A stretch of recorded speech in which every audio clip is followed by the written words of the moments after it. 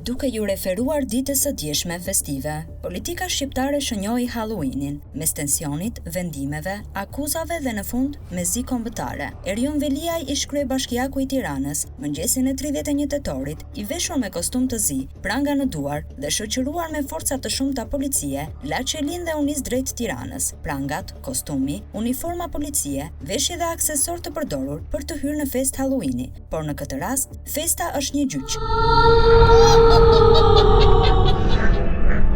Veliaj qëndroi për rreth 7 orë në gjykatën kushtetuese për të bërë mbrojtjen e tij, lidhur me shkarkimin nga detyra si kryebashkiak i Tiranës. Gjatë mesditës, në orën 3, gazetar me mikrofonat në dorë, kamerat gati, zëvendës kryeministrja dhe njëherësh ministre e infrastrukturës dhe energjisë, Belinda Balluku, paraqitet në ambientet e prokurorisë së posaçme. E thënë në mënyrë figurative, duke i referuar pamjeve, Halloween, por në dyert e SPAK. Ministrja është marrë në hetim për njërën prej procedurave të prokurimit për tunelin e Llogaras, konkretisht për aksin Orikum-Himar. Zi në politikën shqiptare dhe jo vetëm. Fatos Nano ndëroi jetë. Halloween, dita e rikthimit të shpirtrave të vdekur dhe pas lajmit të trisht, miq, koleg, familjar, rikthyen momentet apo kujtimet me ish kryeministrin e Shqipërisë, Fatos Nano, në nder të tij.